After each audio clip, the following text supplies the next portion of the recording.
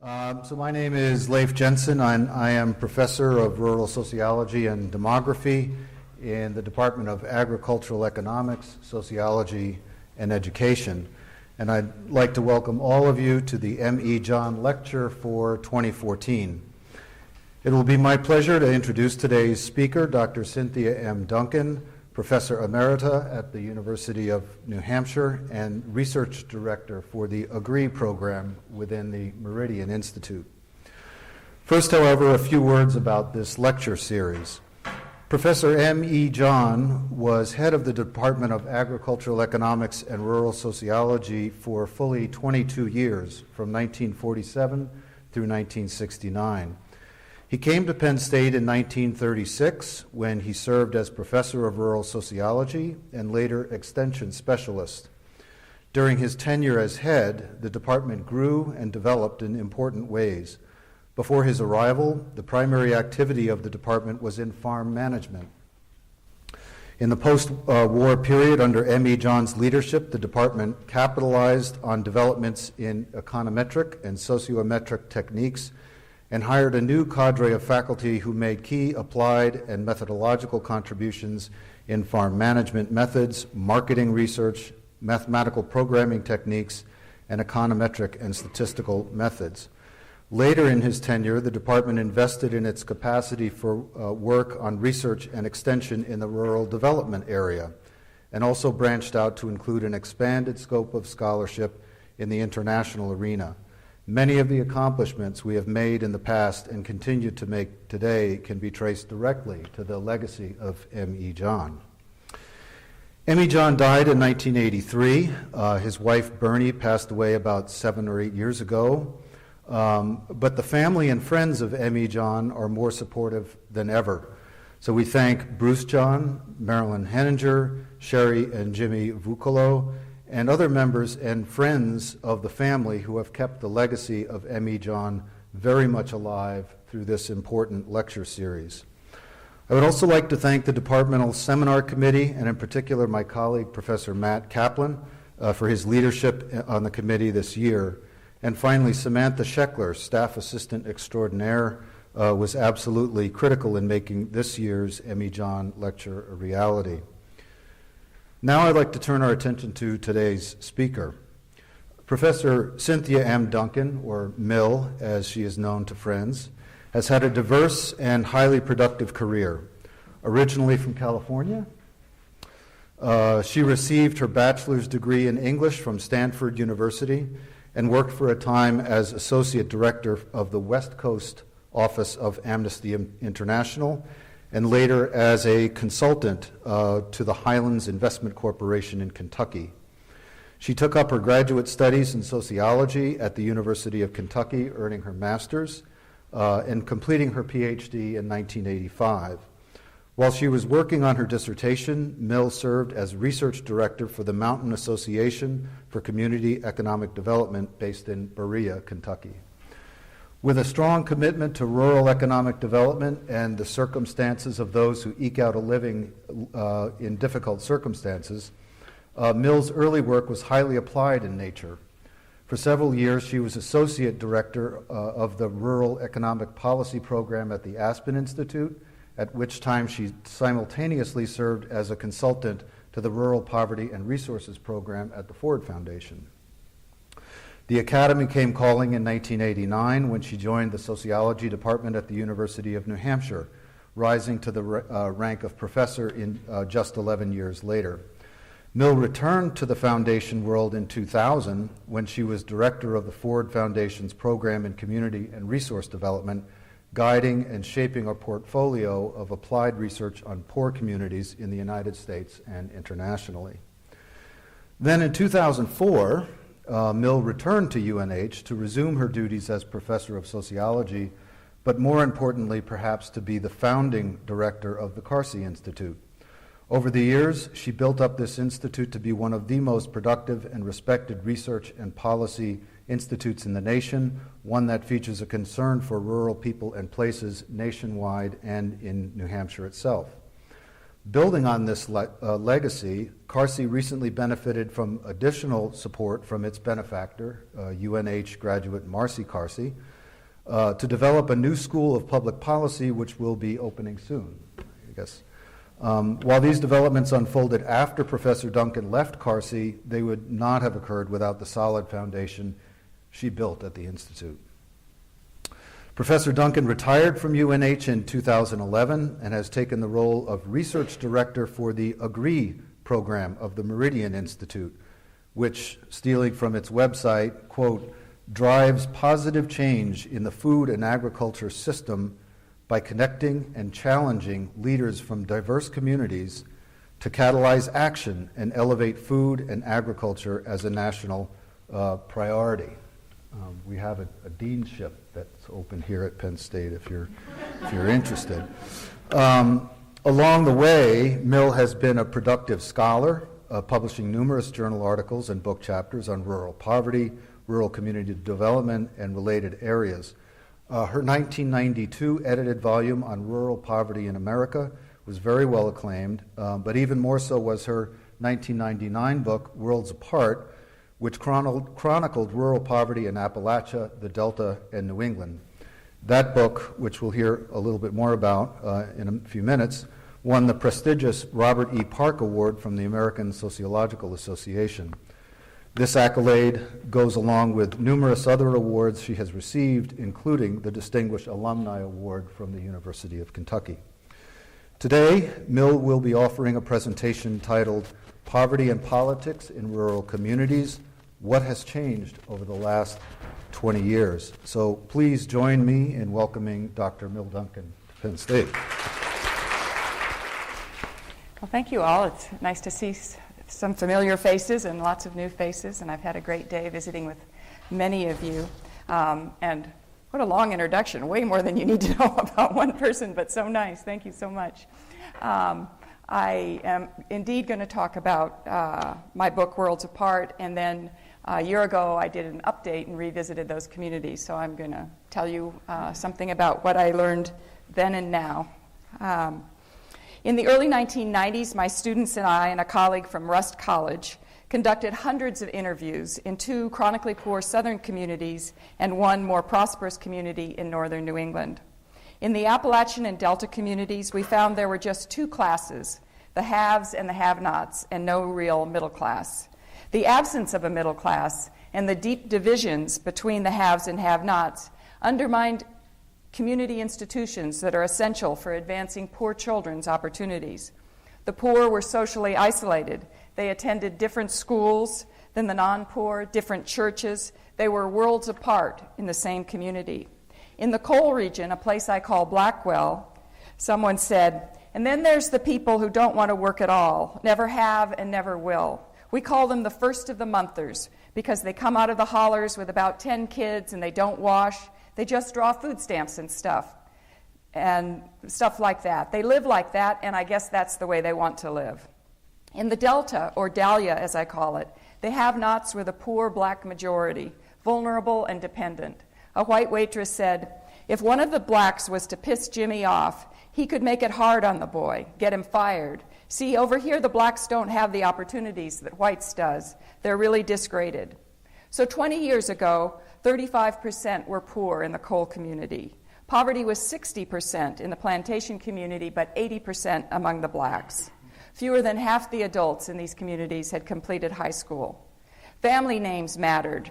In Blackwell, people said, you can hear someone's last name, and before you meet them, you already got the idea that they're either a good person or they're as sorry as can be. And in Dahlia, one man said, if you colored and you got money, white people will talk to you. If you ain't got no money, all they want to hear is yes, sir, and no, sir.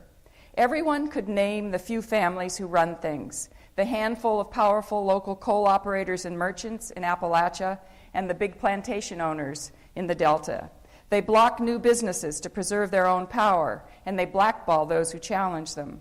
One guy said, you don't want to make enemies, especially if you don't have importance. If they blackball you, you'll never even flip a hamburger around here.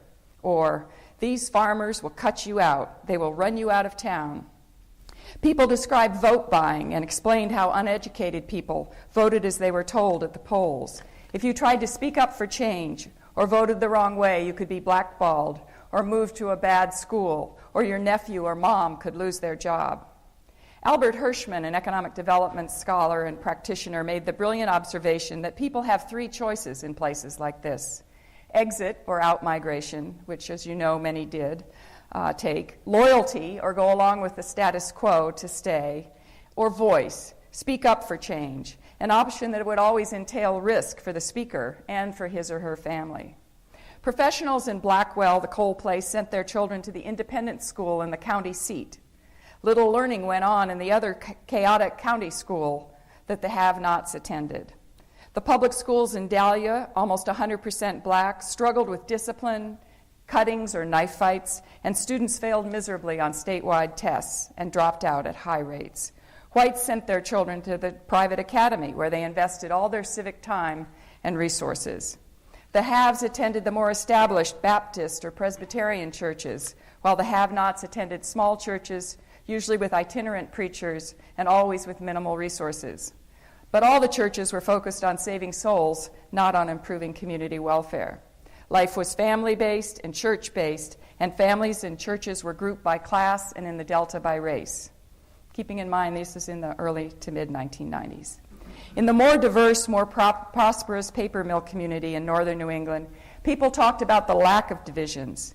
Someone said, "There's no separation. Our kids play baseball together. They're in scouting together."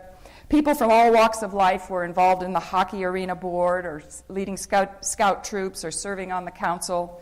Hospital lunch tables would be this rainbow of colors while surgeons and orderlies were making plans to go fishing together. It had what I call a strong civic culture, or what many have talked about as a lot of social capital. They had trust and cooperation, broad participation, and very importantly, community-wide institutions. A robust public life, you could say, made possible by a large blue-collar middle class compared to the burden of high chronic poverty in coal country in the Delta, diverse ownership of business and land, as opposed to very tightly held resources in Appalachia and the Delta, and a history of investing in community institutions, both by the early paternalistic mill family that needed educated workers and by strong ethnic organizations, as opposed to keeping workers ignorant and a focus on looking out for one's own family in the Delta and in Appalachia. As you know, historically, coal companies and plantation owners wanted cheap and compliant labor. They discouraged community participation, fearing unions in the coal region, civil rights organizing in the Delta. They kept tight control over housing and credit, required use of company stores in both places.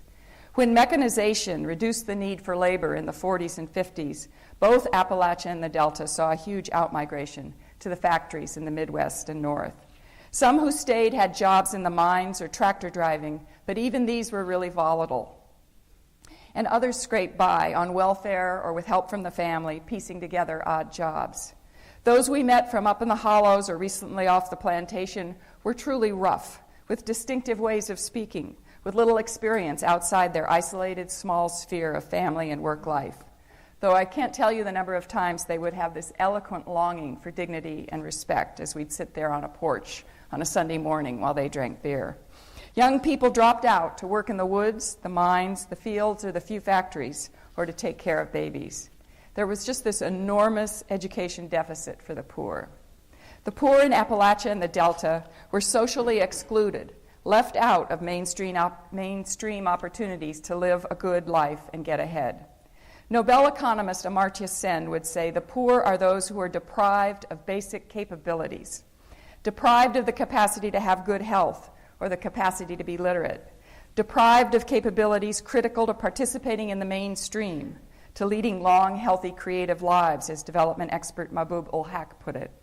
The use of the word deprived reminds us that those from poor families do not choose to be poorly educated or unhealthy, although they are often caught up in bad neighborhoods or chaotic, fragile families and make bad decisions like dropping out or having children young or getting involved with drugs or crime.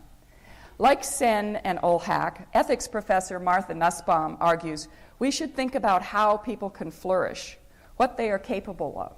She says supporting those capabilities requires affirmative material and institutional support. Affirmative material and institutional support, not simply, as the neoliberals would have it, a failure to impede. In other words, if children from families with few resources and limited education are to achieve the American dream, they need more than a good attitude. They need, as British sociologist Peter Townsend put it, adequate material and cultural resources to participate.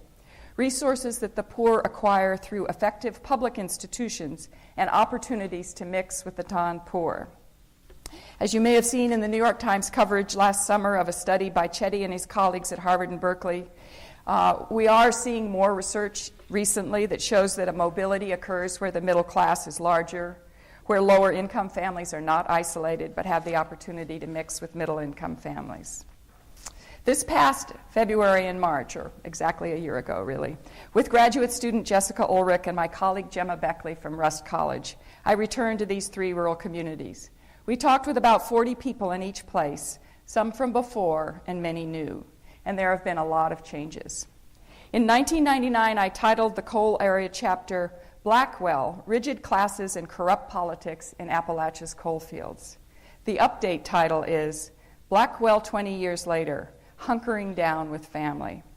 Blackwell has lost 20% of its population. Making a living is hard.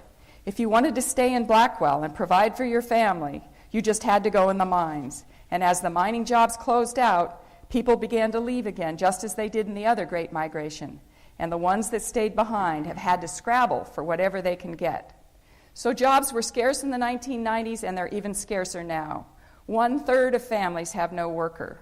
Fewer than 44% of men and 32% of women over 16 are employed. Coal production is down 30% just in the last year, in part because the seams are harder to reach, and in part because of competition from natural gas. I guess we have you guys to thank for that. There are embryonic efforts to develop recreation activities. There's a new ATV park and trail, a zip line, horseback riding. Some said that the rivers are cleaner and that the bass are back, that there's good hunting, bears and elk. But scarce jobs is the chief refrain. Coal is all there is. Some who have skills may do 3/12s as nurses or welders or electricians in distant cities and then come back home to be with family the other 4 days. TANF restrictions on how long you can receive assistance after welfare reform in the mid-90s mean that only a few families still rely on welfare in Blackwell. But the poor are criticized for their failure to work, their reliance on disability and food stamps, on Medicaid. There are 8,800 workers in Blackwell and 3,000 people who receive SSI, and many of those who receive SSI are functionally illiterate.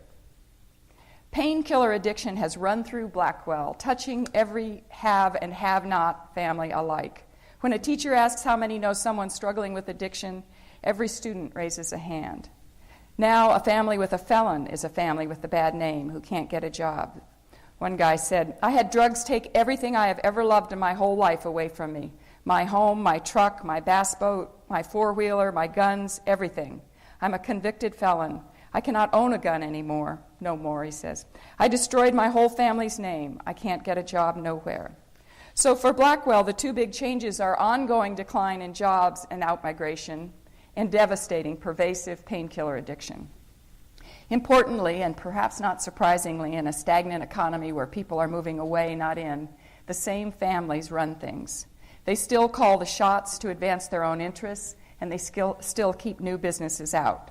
You do not want to cross them, people still say. One said, "There is a lot of politics here. If someone does not like you, you cannot get ahead and you have to leave. It's the same families, it's just a different generation." Actually, politics may be a little less corrupt. The county judge and some magistrates seem genuinely interested in improving public welfare. The county schools have consolidated and are doing a little better after statewide reforms. Graduation rates are up slightly, though there are still reports of patronage in the county school system. The county seat schools continue to serve professionals and those with whom we spoke when we returned. The large regional community college is an important anchor institution with creative cultural programs. But the bottom line is that jobs are hard to come by and people are leaving. And the failed civic leadership of 20 years ago is still in place. I met this one guy, Johnny Bledsoe, whom I had not met the first time around, who'd served in the state legislature for years and had worked hard on education reform and also to mitigate the effects of strip mining. And later, the good old boys in the coal and the education establishment were able to defeat him, even though he'd done great work across the state, just by warning people who worked in the kitchen or drove the buses that they'd lose their jobs if their family voted again for him. They'd come crying to his porch to tell him that they were so sorry. Those who stay in Blackwell are hunkering down with family support. Some are trapped by poverty and drug addiction and need their parents or grandparents to help take care of their children or to put food on the table. Others find a way to just stay near family by piecing together part-time work, SNAP, housing on family land. As one person said, a lot of people here really just stay here because all their family is here. I mean, you are just surrounded by them. It's a family-oriented place. So the original Delta chapter title was Dahlia, Racial Segregation and Planter Control in the Mississippi Delta. And the update title is Dahlia 20 Years Later, New Jobs and New Politics. I wrote this with colleague Gemma Beckley. The flat agricultural landscape looks the same, but in the upper part of the county there are clusters of casinos emerging from the fields. Dahlia and its surrounding communities have become one of the country's largest gambling destinations. In the county that once had the highest poverty rate in the nation, there are now more jobs than adults. The number of employed men and women has doubled, and now 64% of men and 54% of women over 16 are employed.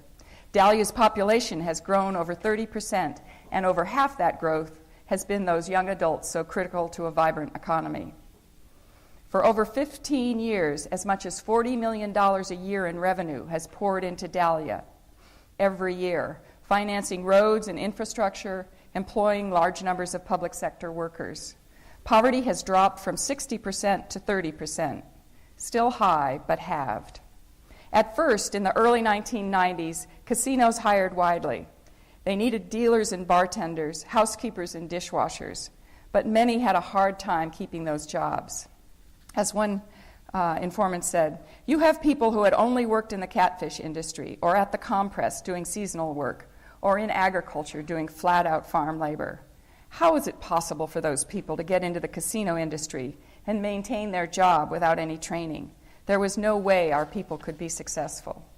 Black leaders we spoke with deplored the missed opportunities to build the life skills and work habits of these potential workers who did not know to bathe or to refrain from dipping snuff on the job, who did not know to call when a child was sick or a missed ride prevented them from getting to work. And what of all the revenue? Well, there have been big public sector investments, at first controlled by whites and largely for whites. There's a new regional airport, a museum, a huge arena to host events to draw in tourists, new roads out to the big farms. There's also a new county administration building and a new jail. And just as in Blackwell, police cars are everywhere. There's a large recreation center, a facility that is used mainly by African Americans. After years of trying to persuade the white leadership to invest casino resources in Dahlia's failing public schools, black leaders had to hire a lawyer to push for school investment. Black leaders we spoke with deplore the lack of cooperation between blacks and whites. We could have had one of the best high schools, the best hospitals, everything, but they just won't do it with us. They point to the black neighborhoods where poor families still live in dilapidated homes without good sewer or water, where teens hang out on corners and stray dogs roam in packs. The neighborhoods looked exactly as they had 20 years before, with $40 million of revenue pouring into this county. But in 2012, significant change in political leadership came about in Dahlia. In 2012, 5 blacks were elected to make up the powerful County Board of Supervisors. There had been 1 and then 2 black supervisors for some years, but the black community saw them as under the sway of the 3 white supervisors who made up the majority. A number of factors underlie this change in power. Because remember, the whites stayed in power after the casinos came and brought new jobs for almost 12 years. The casino employers did dilute the heavy-handed power of the plantation boss men. The new landscape of economic opportunities has also meant that voters can choose their leaders without fear of retribution. In my original work, I recount a story of a black leader running for supervisor, and as retribution for even imagining that he should run, his employer was told not to rehire him. So it was real, this possibility of retribution. The new black politicians worked through the churches and they built momentum. They were counseled by black political leaders from other parts of the state. And then, taking a page out of the Obama campaign's book, local politicians registered new voters, and they built on the turnout that the president's campaign generated in the black community. Dahlia also decisively elected a new young school superintendent who seems genuinely committed to making public schools work, who says he will hire based on effective teaching, not friendship or loyalty. The farmers still have huge assets, which a next generation now runs, but African Americans govern the public sector. There's talk and some evidence in the census of white flight. Many whites say they have friends who have moved to a college community a couple counties over where health care is better, when they, quote, saw change coming. There is more integration, more blacks in the local diner, more black families living in the county seat. Still, a black volunteer coach at the big recreation center says, I just don't see whites that often. And a white swim coach who worked at the recreation center reported back to the recreation leadership that when he'd gone to recruit kids at the white academy, he was told, our kids don't swim with black kids. This is in 2013. A group of black men worked to get them involved in sports away from, I skipped a point I wanted to make. 20 years ago, blacks and whites alike worried about Dahlia's young people. One coach called them borderline kids because he felt you could reach them and they wouldn't get into trouble. A group of black men worked hard to get them involved in sports and away from drugs and crime. They coached them, they said, to teach them not to fight with one another. And I think that some of these mentored young men and women are likely those who are able to hold a job at the casinos. The recreation center is a dream come true for these community organizers. A large, well-staffed complex with basketball courts, fields, an aquatic center, and many programs. In some ways, the recreation center is like the jobs at the casinos, really great for those who can take advantage of the opportunity. New workers with the right skills, the right capabilities, children whose parents or grandmother or auntie attend the small churches where word about the center's programs are shared, and who will find the small fees and get transportation arranged. But just as there are those who could not keep work without substantial support, there are children in fragile, chaotic families who need scholarships, need the staff to come get them. One guy said, if a mother is working and she got 4 kids, she can't participate. You got to transport those kids, keep them out of trouble. For children, you have to really go and get them. In the winter of 2013, when we were there, the casinos faced a serious downturn. They laid people off, and revenue for Dahlia has been down 30% in the last 3 years. Just last month, in this year, a big operation announced it was closing a casino, laying well over 1,000 people off. Unemployment in Dahlia, like in Blackwell, is almost 20%. In the nearly all-black high school, over 85% still qualify for free or reduced lunch, and only 50% finish. When things were run by and for the white planters, black workers were excluded from all but the most menial jobs. Schools failed black children. Control has changed in Dahlia, and the new board is struggling to find consensus and make decisions that benefit all of Dahlia. Expenses need to be brought under control, aligned with revenues in this downturn. This is a time of real churning and change in Dahlia, and both blacks and whites are assessing what lies ahead. It seems possible to us that these new black leaders on the county board and in the school may be able to focus on building opportunity for low-income blacks in Dahlia, but they are going through a rocky start, and the challenges are enormous, and the legacy of deprivation is deep. To my mind, there are really 4 rural Americas. There are chronically poor regions, such as Appalachia and the Delta, Indian country, and the border towns. There are declining areas, once places with strong civic culture, where the deaths now outnumber births, and there is no in-migration. There are places with natural amenities that are growing as retirees and laptop professionals move in, places like Aspen and Bozeman and Asheville. And then there are transitioning places where the old economy is dying, but there are some natural amenities that can be stewarded for a new recreation economy. Gray Mountain, the northern New England mill community, is in that transitioning category. The original title was Gray Mountain, Equality and Civic Involvement in Northern New England. The update title is Gray Mountain 20 Years Later, Holding On to a Blue-Collar Community. After a series of owners, shutdowns, and reopenings, the big paper and pulp mill closed permanently in the mid-2000s. The owners demolished the site so there wouldn't be competition with other mills they owned in nearby states, though they were persuaded to spare one valuable boiler.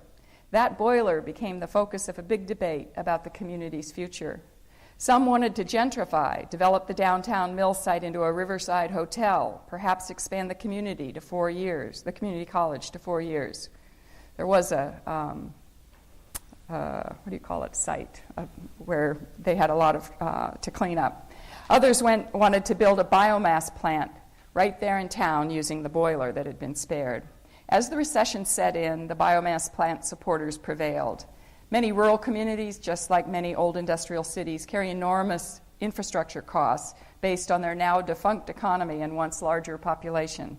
And Gray Mountain was in that category. They were glad to have something new there to help pay for sewer and water. In the past few years, 2 other long-standing manufacturing businesses went bankrupt, both good employers and good community citizens. Morale was low. But now, in addition to the biomass plant, which will provide 44 good jobs, actually it is right now up and running, 44 good jobs, and perhaps a couple hundred to supply the wood, there are 2 prisons providing jobs, a state prison and a federal prison.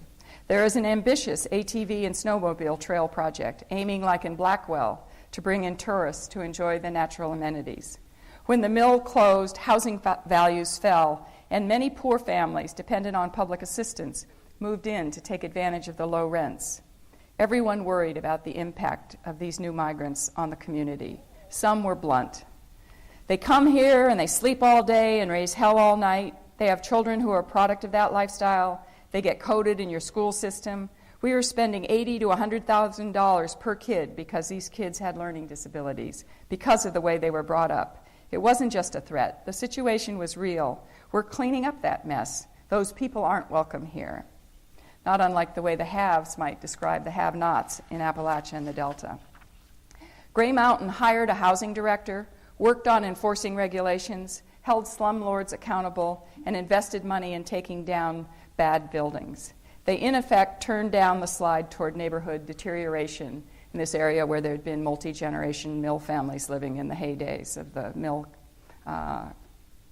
some time ago. Gray Mountain made self-conscious choices to stay a blue-collar, middle-class community. They put that biomass plant right on the mill site in the city rather than taking a more gentrified path. They invested in ATV trails, and they allow those vehicles to drive through town. And they took down the bad housing to avoid blight.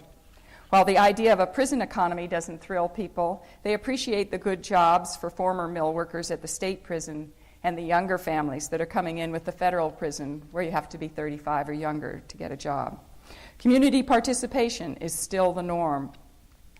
One guy said, "When I grew up, we were a strong middle-class community. Everybody worked and everybody looked out for one another.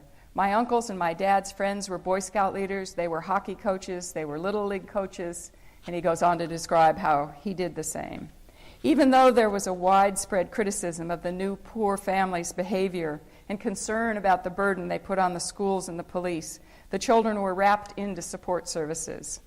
One said, "We have been able to sit around the table and say, what services are being offered? What and where are the gaps? We all work together, so no matter what door you enter, there is no wrong door in Gray Mountain." The good jobs at the big mill are gone, and today there are fewer young adults in their 20s and 30s. Median age was 30-something 20 years ago, and it's 40-something now. Child poverty is up to 22%. But overall, employment and population in Gray Mountain has stayed relatively stable. There's kind of a new equilibrium. On the other hand, Blackwell's future looks dim, with high outmigration, with coal in decline, with high poverty and dependency, and with little civic leadership. The weight of poverty and the lack of jobs define the region. Dahlia, with new economic opportunity, has seen the grip of the old power structure loosened, and long-standing organizers are joining other black leaders to try to invest in their community, in the black community. But there is conflict even among the black supervisors as they figure out how to proceed now that the golden days for the casinos have passed. The political leaders face hard decisions, and they still bear the legacy of tight, oppressive white control for so many years. Gray Mountain with only 12% in poverty compared to 30% or more in Blackwell and Dahlia, and with its civic culture intact, is making a transition to a new economy, less vibrant but stable. When I wrote Worlds Apart in the 1990s, I concluded that even if we couldn't get Americans to support policy to reduce poverty and inequality, we should make schools work. Those who escaped poverty were those who had been pushed to get a good education by a parent or an aunt or a grandmother or a coach. Poverty is still high. Inequality is growing. Both journalists and scholars are writing about the coming together of economic change and political change in the 1980s and 90s, after a period of rising boats in the post-World War II era until 1973. There's George Packer's The Unwinding, Rick Smith's Who Stole the American Dream, and the work of Levy and Temlin, Says, and Chetty, just for an example. The trends of the 80s and 90s, I think, are now better understood. But we also, importantly, have a better understanding of what works for poor, fragile families. Investment in early childhood development and quality early childhood education can make a huge difference. Evidence from neuroscience is there as well as behavioral science. Mentoring expands young people's toolkit and aspirations, and maybe we saw some of that in Dahlia. Support for parents, mental health, parenting help, living wages, help poor adults find stability that has been shown to pay off for their children. I'm thinking of the New Hope Project in Milwaukee. Greg Duncan, who managed the New Hope Project in Milwaukee, is now starting a project to randomly select newborn babies and have a treatment group that gets something like $25 a month, and then a treatment group that gets $4,000 a year, and a treatment group and a control group that gets much less. And his colleagues' hypothesis is they're not only going to see stability and the children doing better in school, as in New Hope, but they're going to be able to see measurable changes in the brain architecture of these children based on this additional money and stability in the household. These institutional supports, as Nassimam puts it, can build children and families' capacity to escape poverty. In a recent review of Robert Sampson's Great American City and Patrick Sharkey's Stuck in Place, Doug Massey concludes that both books link inheritance of poverty to inheritance of place. Place matters. Place matters in part because key institutions in the United States are place-based. Institutions fail children in poor neighborhoods just as they failed their parents. Massey says that, quote, absent some big intervention, the inheritance of poverty will continue. How do we break this cycle? I take heart from the new and old studies that show the benefit of early childhood development interventions and quality early childhood education programs. They're expensive, but they provide a return on that investment of 7 to 10 times. In the 1960s and 70s, we worried a lot about blaming the victims of poverty and imposing middle-class values on the poor. And there are still those who will criticize home visiting or early childhood education as interfering in poor families' lives and child rearing, imposing middle-class values. But I think the research shows that very young kids need language. They need engaged relationships, and the neuro and behavioral science have shown you can get powerful results if you intervene early. We should be giving children in poor families a more even starting place, with effective home visiting for very poor, fragile, isolated families, with universal quality early childhood education. But I think my work also underscores the importance of local voices, to use Hirschman's term for political activism. The War on Poverty organizers, who began with the North Carolina Fund and the Gray Areas programs of the Ford Foundation, recognized how critical political organizing is. Maximum feasible participation, you may remember. In my first edition of Worlds Apart, I criticized Bob Putnam for not recognizing the political economy difference in northern and southern Italy when he examined the implementation of regional government. He concluded that local social capital was the defining factor.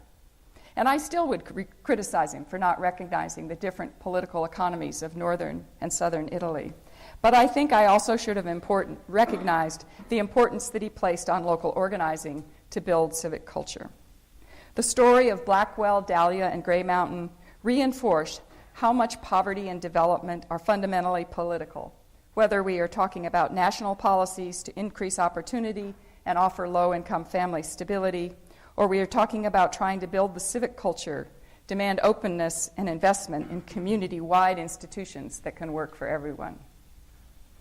So that's what we found 20 years later, and I thought it'd be good to have some questions